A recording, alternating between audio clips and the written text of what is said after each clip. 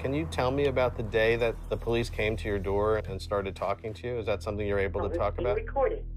Well, they introduced themselves as homicide detectives, so I knew that if they were there, it was because somebody was dead. And at that point, to be honest with you, I really believed in the system. So I figured if I told them the truth, that everything would be okay. The American criminal justice system enforces our laws and keeps watch over us. Is that person in the courtroom now? But who is watching the system? I'm Joe Berlinger, and I've used my camera for 20 years to knock down doors and pursue the truth. Our faith in the system. Now we're going inside the American criminal justice system. Any comments on the charges? From law enforcement to elected officials, the court system to corrections, to find out if justice is being served.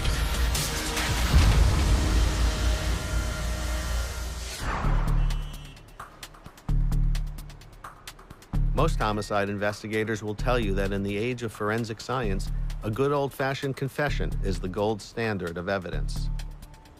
I've seen it myself. Nothing sways a jury more than a defendant who seems to admit to murder, whether they did it or not. You know, it's so hard to wrap your head around the idea of false confessions. You know, why would somebody admit to a crime that they didn't commit? But it happens more often than you would like to think. In 27% of the cases that are overturned by DNA evidence, the defendant gave a false statement, and they paid for it.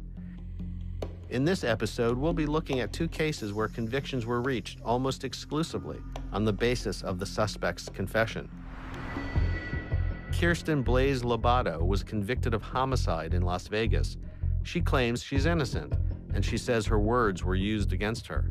Kirsten Lobato, seen here in court, is charged with murder and sexual penetration of a dead human body, the body of Las Vegan Duran Bailey. Kirsten Lobato confessed to this murder. She admitted to unique circumstances and facts that link her to this murder.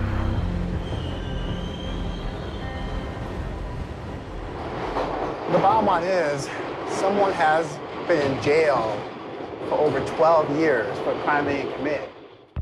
J.B. Afo-Manine is Kirsten Lobato's New York-based defense attorney. How's it going? Hey, good morning. How you doing, buddy? How you doing? Hey. I'm J.B. also. Oh, Joe Berlinger. Exactly. So. Pleasure to meet you, Joe. How's it going? Very good. I'm really interested in talking to you about this case. It's fascinated me for a while. I've done a lot of cases that involve false confessions, but this one has a really kind of special twist to it. It's crucial to point out in this case that there was not even a false confession. There was not a confession at all. Kirsten Blaise Lobato did not confess to this crime. Instead, Labato claims she was raped in a parking lot in Las Vegas and defended herself by stabbing her attacker. She told a counselor about the incident. When a homeless man named Duran Bailey was found dead and mutilated in a dumpster on the other side of town, the counselor called Las Vegas homicide. When the detectives came to her house, she thought that they were questioning her about her being a victim of a rape, attempted rape, a violent crime, not a suspect in a murder case. She was led to believe by their silence they were talking about the same case. That is one of the biggest travesties we're dealing with here. This is it. Okay. Hello? Hello, you have a prepaid call from Kirsten Lobato. Hello? Hey, Kirsten, how you doing? I'm good. How about yourself? Excellent, excellent. I really, really appreciate you taking the time to talk to us. I know you haven't really done this before. Well, I'm scared. I'm just going to tell you that right now. I'm shaking right now. At the end of the day, what do you want people to know about your case, about your situation? That's a tough one. I just want them to know that I didn't do it. I didn't know that there was any inconsistencies between what I was telling them and what had happened in their case. I figured if I told them the truth, that everything would be okay. Homicide investigators are convinced Labato is lying, that she conjured up an attempted rape story by a different person to cover up the murder of Duran Bailey. When did you realize things were not okay? I think my arraignment probably was the first time that I was like, oh, something is definitely not right here. I had no idea that that they were painting things the way that they were, that it was two separate incidents that they were talking about. And once all the pieces started coming together in my mind, I panicked. She believed in the criminal justice system, and the criminal justice system let her down.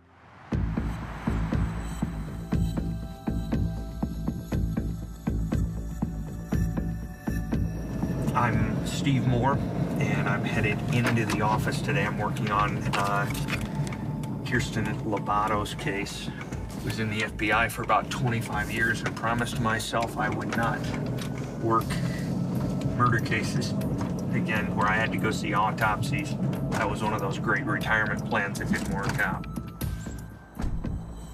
The problem with convicting on a case solely dependent on a confession, confessions are useless without corroboration. Steve Moore's investigation raises questions about whose version of events is more credible. When he breaks down the case, he starts with the timeline. You have the summer of 2001, all right? May here, you got June, and you got July. At the end of May, you have Kirsten Lobato. She's in a parking lot of a hotel on the east side of Las Vegas. She is attacked. He tried to rape her. She took out a butterfly knife and was able to slash at him and told half a dozen friends in this time frame, she told them in this time frame that this incident occurred and that she had slashed the man's penis. Now you have the murder in July of 2001 of Duran Bailey behind a bank in West Las Vegas.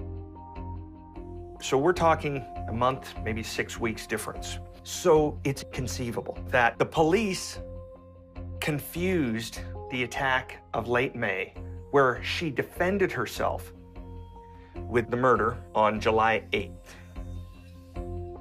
and charged Kirsten with murder. Our next case is a textbook example of how police officers can use extreme tactics to coerce a confession out of a suspect in a murder case, and how prosecutors can develop tunnel vision, ignore the facts, and fight tooth and nail against reopening a case.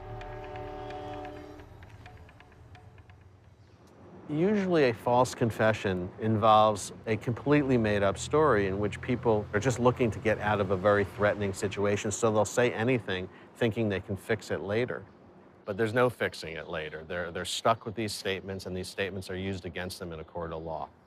In the fall of 1989, the town of Peekskill, New York was stunned by the brutal murder and rape of a 15-year-old girl named Angela Correa. The investigation, confession, and eventual conviction of a 16-year-old student named Jeffrey Deskovic has shaken up the justice system here all these years later. Hey. Hi, how are you? Joe Berlinger. I'm well. Thanks for helping me. So yeah, I wanted to look at some of those articles from '89 about the Deskovic case. Sure, we have all the Evening Star right here. Should be a front page story. And there it is. We have Peekskill. Police investigate death of teen from Peekskill as a homicide. Okay, great. Thanks. So you mind if I hang out here? Look, yeah. Okay, great.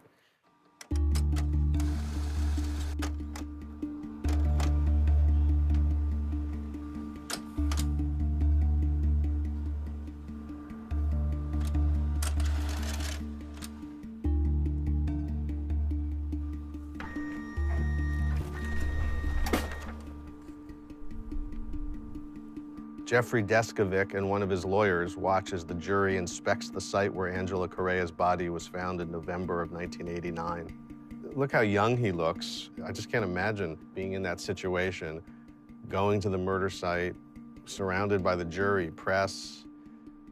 Crazy situation.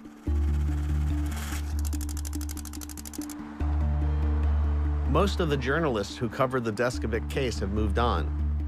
But I tracked down one writer who stuck with the story. Jonathan Bandler is an investigative reporter for the Journal News. Walk me through the case. November 15th, 1989, Angela Correa, she was a 15-year-old Peekskill High School student. She left her house on Main Street. She was headed for some woods behind Hillcrest Elementary School near Griffin Pond. She was carrying her camera. She was going to take some pictures. She was in a photography class. She got up there. She was in the woods. At some point between 3:30 and 4:30, she was brutally attacked. Correa's body was nude from the waist down. The medical examiner determined she died from a blow to the head and manual strangulation. She was sexually assaulted. Blood, semen, and a hair sample were collected for DNA testing and sent to the FBI crime lab. With no leads, the police created a psychological profile of the killer, asserting that he was young, knew the victim, and most likely was a loner. Why did they start narrowing in on Deskovic?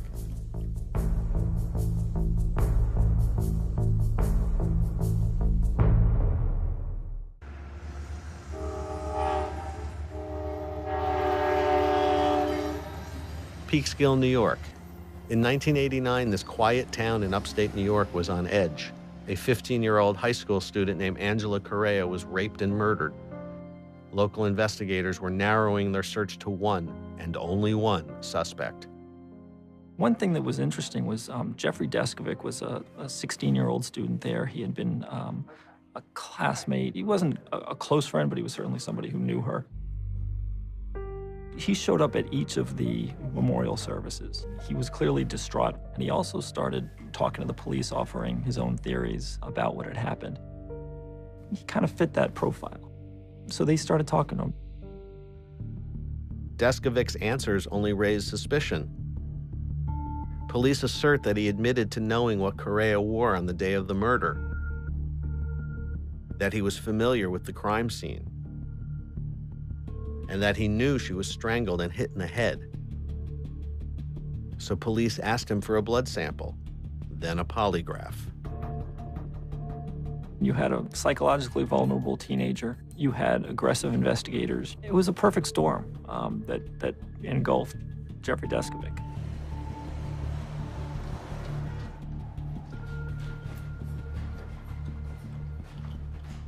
Hey there. Hello, how you Hey, doing? Joe Berlinger. Jeff Deskovic. Nice Really to meet nice you. to meet you. Leslie Hi, Robinson is Leslie. my Hi, partner. how are you doing? So what do you got going on here?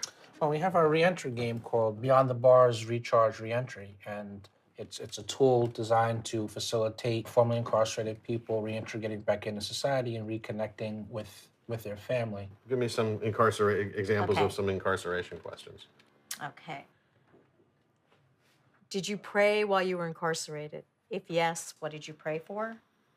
How would you answer that? Did you pray while you were incarcerated? I prayed early and often, to borrow from sports terminology, boxing. But I prayed that my innocence could be established and I would be released. And it took 16 years, but it was granted. During his 16 years in prison, Jeffrey Deskovic would often replay the details of his confession, especially the lie detector test. So the next day, rather than go to school, I went to the police station expecting that the test would be at Peekskill headquarters. And instead, they took me to the town of Brewster, which is in Putnam County, New York, where the polygraphist himself was actually a Putnam County Sheriff's investigator who was pretending to be a civilian. So he never told me he was a police officer. The polygraphist had this technique that he was used to carrying out, which he had an acronym for, GTC, get the confession. The polygraphist puts me in a small room and attaches a polygraph machine to me. He gives me countless cups of coffee, and the reason why that's important is because the premise of the polygraph is that when you tell a lie, you'll become nervous, and the nervousness will result in an increased pulse rate. The polygraphist used a lot of third-degree tactics. I mean, he raised his voice at me, invaded my personal space. He kept asking me the same questions over and over again, getting more and more ferocious as each hour happened. He kept us up for more than 7 hours. Towards the end of the interrogation, he made a statement to me saying that, "What do you mean you didn't do it? You just told me through the test that you did. I just want you to verbally confirm this." When he said that, that really shot my fear through the roof. Being young, naive, frightened, 16. I wasn't thinking about the long-term implications. I was just concerned with my own safety in the moment. And I took the out which he offered, and I made up a story based upon information which they had given me in the course of their interrogation. This interrogation was never recorded. Instead, investigators would rely on the polygraph examiner's recollections. He wrote that Deskovic's last words were, "I sometimes think I did it because I know too much about the things where she was killed." I would say that I was a complete mental and emotional wreck at that point, and hence the police officer's testimony that I was on the floor in the fetal position, crying uncontrollably. Deskovic was arrested and charged with murder. Prosecutors rushed the case to the grand jury. 3 days after he was indicted, the DNA report came back. Deskovic's DNA did not match the evidence. Prosecutors went ahead with the case anyway. In January 1991, Deskovic was tried, convicted, and sentenced to 15 years to life. His false confession sent him to prison, despite no DNA evidence linking him to the crime. What's it like to go through that kind of a nightmare? Yeah, it is just that. It's a nightmarish alternative reality, featuring the guards, the prisoners, the staff, all as obstacles to the ultimate goal, which is to prove your innocence and therefore regain your freedom. In Las Vegas, Kirsten Lobato is living her nightmare. 12 years into a 20-year sentence, Labato is still claiming her innocence, but she's watching her chances of exoneration slip away. Well, you know, some days are better than others, that's for sure. I mean, it is a challenge. It's embarrassing for me at this point to admit I have become somewhat institutionalized. Like, I have adjusted to this environment, and I'm scared of what the future holds for me. Yeah. How's your family holding up through all this? They're much, much better now than they were. Initially, they were a wreck, and I'm even now just finding out things that went on. I had no idea.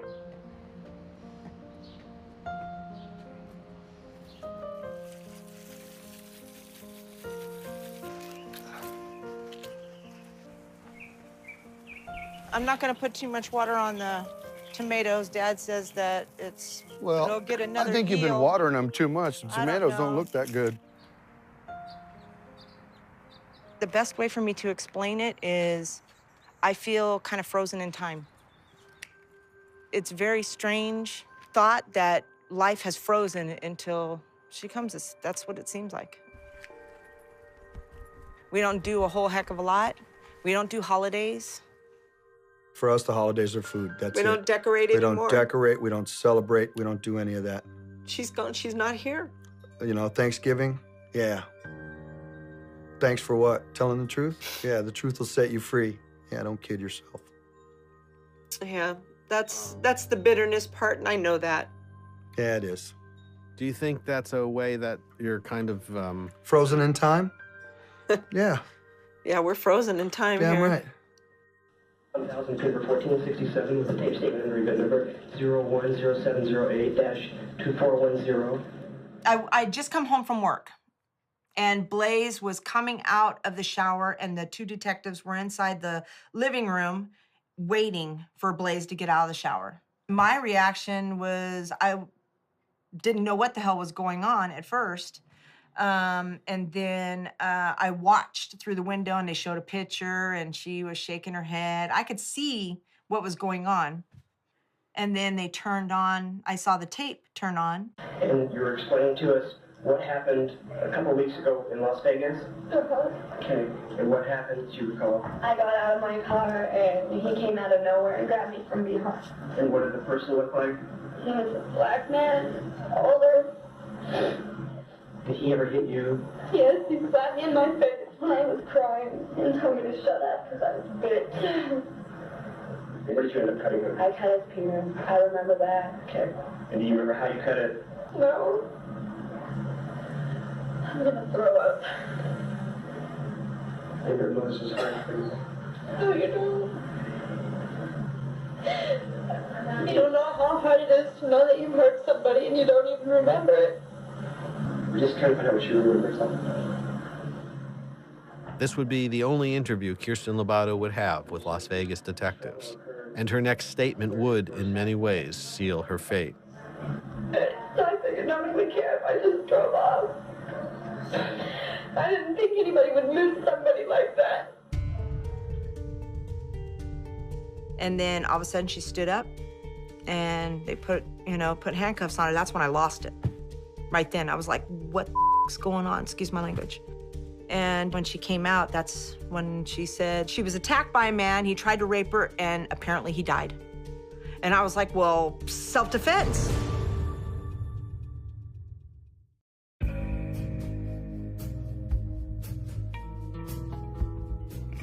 Las Vegas is a tough city.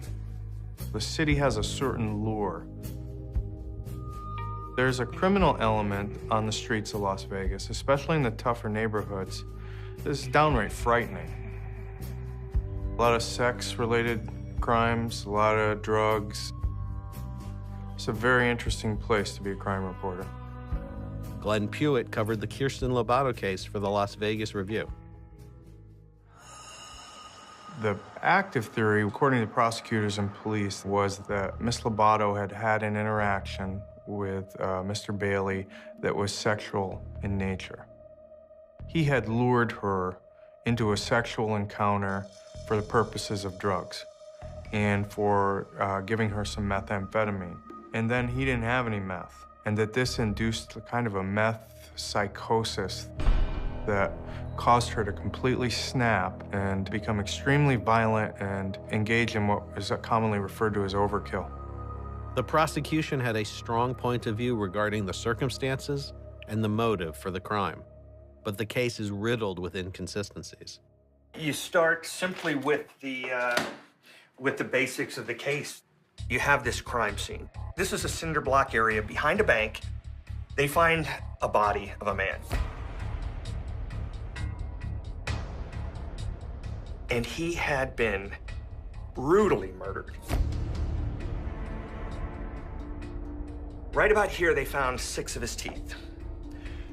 Right here, they found a pool of blood where his carotid artery had been cut. Underneath him here, they found a pool of blood because somebody had stuck a knife in his rectum. They had also taken his penis. That was found here. He would have bled to death from the carotid. He had broken ribs. His teeth were knocked out. He was basically beaten, bludgeoned, and mutilated to death. So here's where my mind starts to get blown. There's no hair, DNA, prints from Kirsten found at this crime scene. There's no skin cells. Can you imagine? He lost 6 teeth, and they're saying that she didn't even lose a hair off her head? The forensics tell you the complete lack of any evidence of her ever being here. To me, now you've got a huge problem. What investigators did have was a confession by Kirsten Lobato, along with circumstantial evidence linking her to the crime. Prosecutors reviewed the case and decided to offer Lobato a 3-year plea deal, which she rejected. Frankly, it was stunning to people. You know, she was in a lot of trouble. You know, it was a big risk for her. I mean, a huge risk, because in Nevada, a first-degree murder conviction is an automatic life sentence. Where were you on July 8th? I was in Panaca. Where were you on July 7th? In Panaca. Did you kill Duran Bailey? No, I did not. This is one of those cases where you can't help but feel sorry for the defendant. And you also can't help but think that there's a compelling argument for her innocence. There's no physical evidence that links Kirsten Lobato to the scene. I mean, none. But they ran into a buzzsaw in Bill Kephart. Multiple stab wounds, multiple head wounds, multiple cut wounds, multiple defensive wounds. Bill Kephart is a very good prosecutor. He was all over her and really questioning everything she said and was trying to make her look like a liar. Is it self-defense to walk away after cutting a person's penis off and go back and bludgeon them to death? Or is it premeditation? He was just on top of it and really went after her statements to the police. Her statement then was, "I didn't think anybody would miss somebody like that." That was where the trial really turned. You know, there was doubt in the air. And when she got on the witness stand, she struggled. That's not to say that, you know, she didn't stick to her story, she did. But she just wasn't a great witness. First, you have a young lady who said she was the victim of an attempted rape and that she used a knife to stab someone in their genitals. Yet there was never any police report filed. No one was ever reported to the hospitals with such a wound. Basically, the only person we have to verify this account is Miss Labato. You can see that something's not right and something doesn't add up. Imagine if you had done something like this and you wanted to come clean about it, or you couldn't keep it inside anymore, but yet you couldn't admit what you did. So you come up with an ancillary kind of similar scenario, but you're not really admitting to what you did, that it was justifiable. But Miss Labato has proclaimed her innocence from the very beginning. And so the defense rolled the dice, rejected the plea agreement, and taken their chances and gone to trial, and they lost. Do I entertain the possibility that she didn't do this? Yeah, I do. You know, is it possible she's innocent? Yes, it is. Is it likely that she's gonna get out of prison? I don't think so.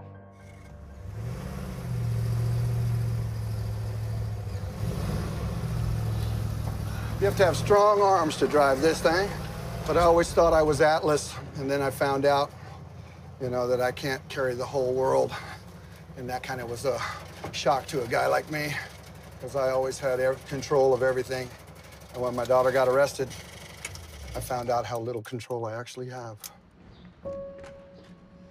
In all reality, there was a number of emotions that go through something like this. You feel ashamed, but not ashamed of your child. You feel ashamed of yourself, because, you know, what could I have done different? I had all this faith in the system and believed that the truth would prevail and everything would just be fixed, and it didn't. And when it didn't, I didn't see things the same anymore. I felt that the whole system had failed us. And that's when the gates of hell opened up. That's when it started to spiral. Messed up. I mean, it was drugs every day. Every day. And alcohol. Pushing each other away and pushing each other away and fighting. And the one who seems to pay a lot for it, though, is Ashley. And I feel bad about that because she missed out on a lot of things. Because we were stuck in time, or we were stuck on drugs, or we were battling and fighting and doing all the craziness, and she's the one who paid the price for it, too. Yeah. You kind of feel helpless. In what way? Well, like she's in there, and you can't get her out.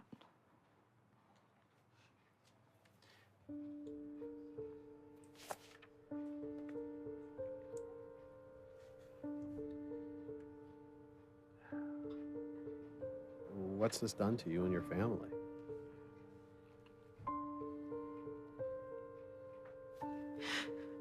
We're never gonna be the same. It's like, I was there, I know she wasn't there. And like nobody would listen to us.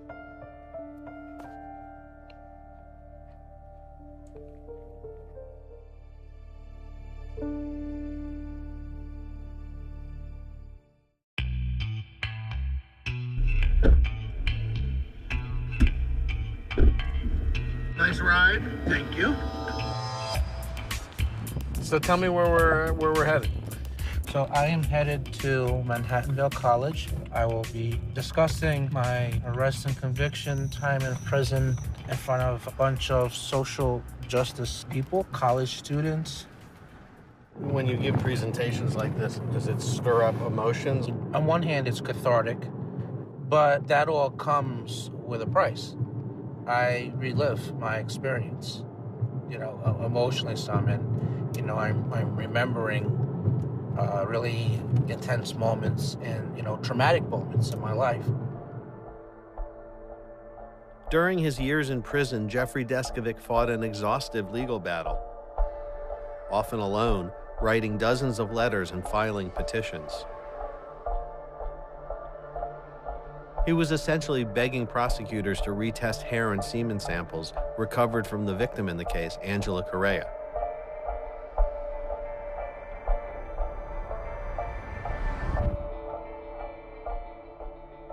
He was reading about CODIS and the DNA databases, and he just wanted at some point for that to be put in there because maybe the real killer will be identified. He knew he hadn't done it. The district attorney during Deskovic's incarceration was Janine Pirro, best known these days as a television judge. Pirro consistently denied Deskovic's request for a DNA database comparison, and no court would order her to change her opinion. Deskovic was starting to lose hope. My lowest day, I learned that I lost my petition for habeas corpus. I was seeking to have my conviction overturned in federal court. I'm arguing my innocence, I'm arguing the DNA, and the decision comes back that I've lost because the court clerk ruled that my paperwork arrived 4 days late. And I get this news while I'm in the special housing unit. I'm in the box because I defended myself against people who wanted to kill me because in their minds, I was a rapist. My immediate reaction to that, I wanted to commit suicide at that point. When inmates like Deskovic run out of legal options, often it's up to the local district attorneys to reinvestigate. Without their consent, cases can sit for years. Finally, in January 2006, when Pirro left her job to run as New York's Attorney General, he caught a break. Once the Innocence Project got involved, they went to the new district attorney, Janet DiFiore, and they asked for the testing. She said, yeah, let's go ahead and test it. That was in the summer of 2006. Within weeks, DNA analysis matched the semen recovered from the rape kit to a prisoner named Stephen Cunningham. Jonathan Bandler tracked Cunningham down and got him to talk about his encounter with Angela Correa. How did you end up killing her?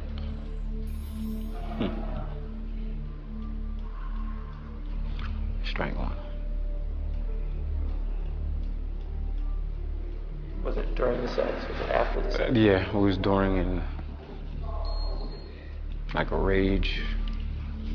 What was it? What did she do? When you talk about the cocaine makes you aggressive, but what did she do that put you into that rage? Nothing. Nothing at all. Cunningham was serving a life sentence for murdering a school teacher in 1993, 4 years after he raped and murdered Angela Correa. And of course, that murder might have been prevented, right? Sure. Actually, after that, we came back and we showed the video to Jeff. And Jeff was very upset because Cunningham had said that he didn't realize anybody had gone to prison for that killing. On September 20th, 2006, after spending half of his life behind bars, 32-year-old Jeffrey Deskovic walked out of prison a free man. There was a long time that I felt that this day would actually never come.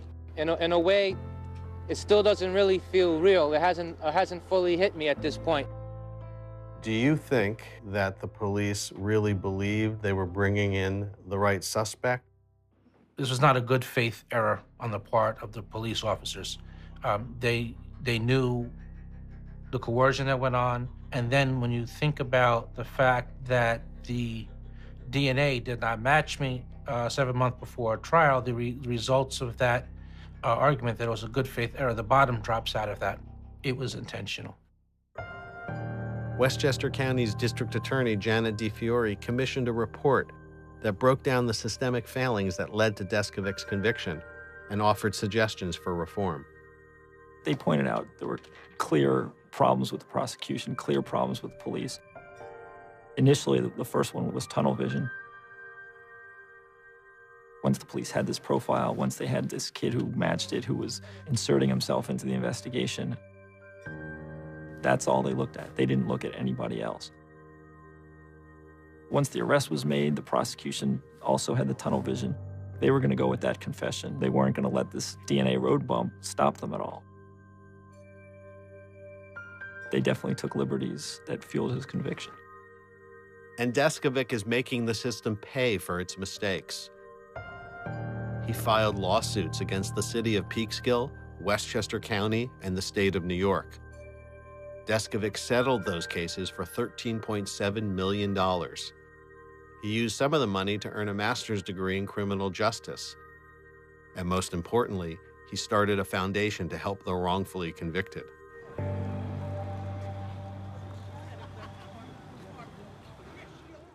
So when you do this stuff, do you get nervous, or do you? I always get nervous. Yeah? I always get nervous, and I always feel like, you know, not worthy, and, you know, sometimes even question what I'm doing, actually. How can you feel not worthy? You went through hell. And you inspire others, so how you know? You're right, but you're right. Once in a while, I have a brief moment of self-doubt. Yeah, I guess we all do. Sure. I've interviewed a lot of people who have been wrongfully convicted, and the thing that amazes me about people in that situation is the lack of bitterness, the desire to do good things with their life, despite being falsely convicted. And that is the case with Jeffrey Deskovic. The work that Deskovic is doing with his foundation is pretty amazing. He's really trying to turn his life around. Good evening, everybody. I need some more energy in the room.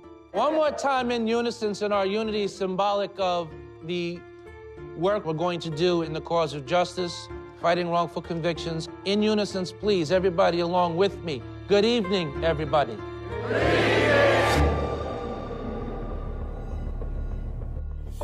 On page 14, State versus Labato. In Las Vegas, Kirsten Lobato's case has remarkable similarities to Deskovic's. When she was granted a second trial in 2006, her new defense team could not convince the court to conduct DNA tests on critical pieces of evidence that could potentially point to another suspect.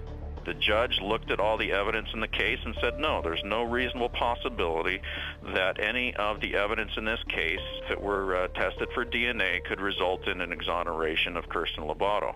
This is not a DNA case, it's a confession case. Kirsten Lobato confessed to this murder. Labato was convicted of voluntary manslaughter and sexual penetration of a corpse. Her sentence, 13 to 25 years. By 2012, Labato was running out of legal options. Then, a new district attorney, Steve Wolfson, was appointed. He had little connection to the case. Now, Labato's supporters are pressing him to take action. And they're getting help from one of the country's top experts, Jeffrey Deskovic.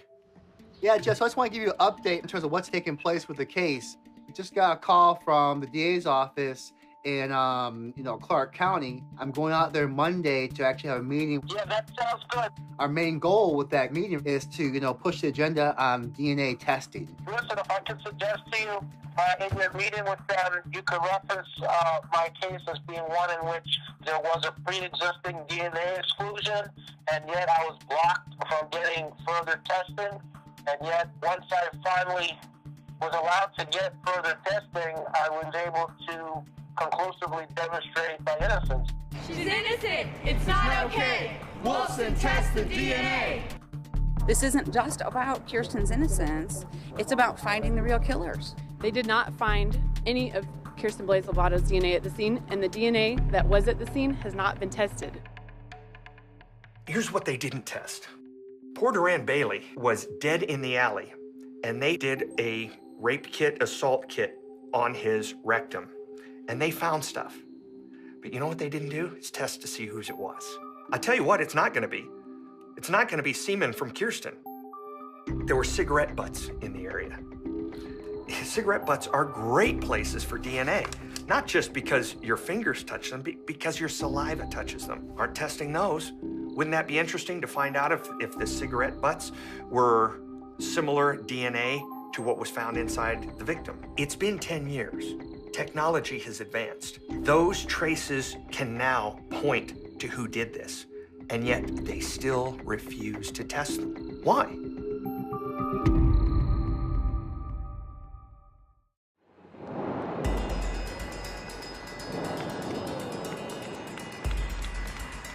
After years of negotiation, Kirsten Lobato's defense team has finally secured a private meeting with Clark County District Attorney Steve Wolfson. Former FBI investigator Steve Moore is on hand to present his findings. One of the things that I think that may take a little pressure off of Wolfson to an extent, with maybe he might listen more, is that he wasn't the head of this ship at this time. You're not sitting there implicating him in any way. You're saying, hey, this is what you walked into. Look at it. And that is the truth. He had nothing to do with this.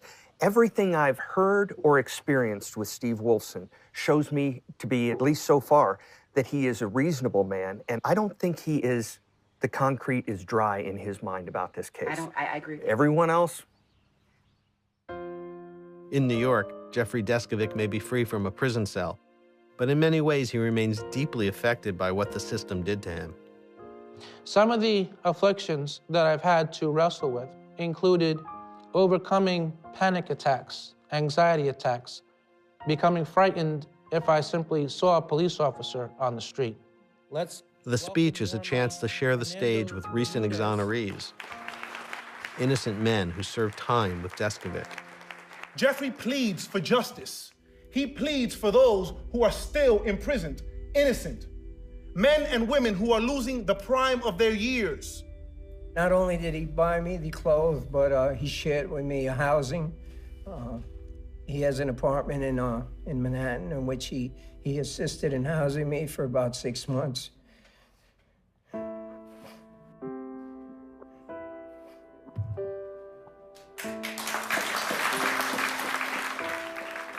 Deskovic's foundation investigates both DNA and non-DNA cases. They dig up key witnesses and arrange legal assistance for indigent prisoners.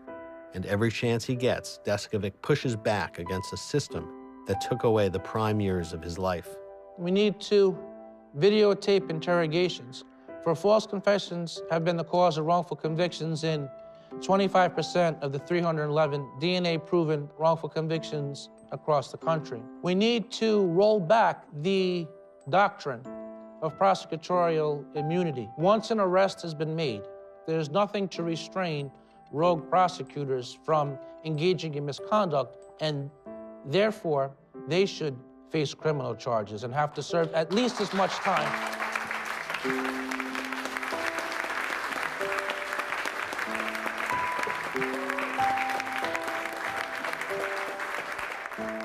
What do you want people to know about your situation? The essential points I'd like people to know about my case is that I had never been arrested for anything, that I was not a high school dropout, and that if the police want to talk to you, then even if you're innocent, you should insist on them providing you with a lawyer. If you think that it's safe to talk to the police without benefit of a lawyer, just because you're innocent, then all you need to do is look at me and you'll know that that's not true. It happened to me, and it can happen to anybody. Proud of you, brother. In Las Vegas, J.B. Afo-Manine and Steve Moore finally get the face-to-face meeting with the DA's office. We're setting up the stage for them to understand. You guys have the ability here to be heroes. Mm-hmm. You know what I'm saying? You know? You should really hit them with that. Because I'm going to be saying you have the opportunity, unless you're very careful, to be goats. Right, exactly. If you come out and say, hey, this isn't all a bitter pill. Right, exactly. Our cameras were not allowed into the meeting. Over the next 2 hours, JB and Steve advocate on behalf of Kirsten Lobato, arguing in favor of new DNA testing on case evidence, trying to convince Steve Wolfson to reconsider the state's case.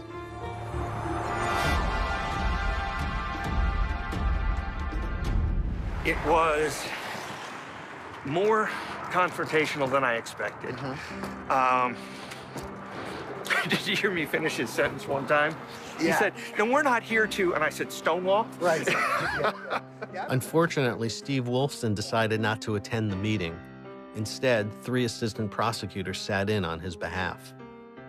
There was absolutely no meeting of the mind outside of a short conversation on football. They hold on to their belief that they are right. We hold on to our knowledge that they're wrong. Well, for instance, when I first talked about DNA testing, he went to the statute. This is a legal statute that says we can do what we can't do. And I said, look, this is between us.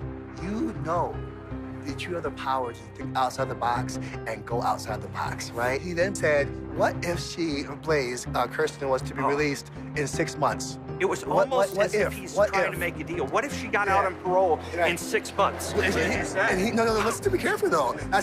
He said, would that stop you from doing what you're doing now? I said, absolutely not. We're still going to clear her name. Yes, it's about justice. We asked Steve Wolfson to comment on this story. He turned down our request. We got in touch with Thomas Townsend, the lead detective in the case. He also declined to comment. Bill Kephart, the prosecutor in both trials, is now a judge. He did not respond to our phone calls.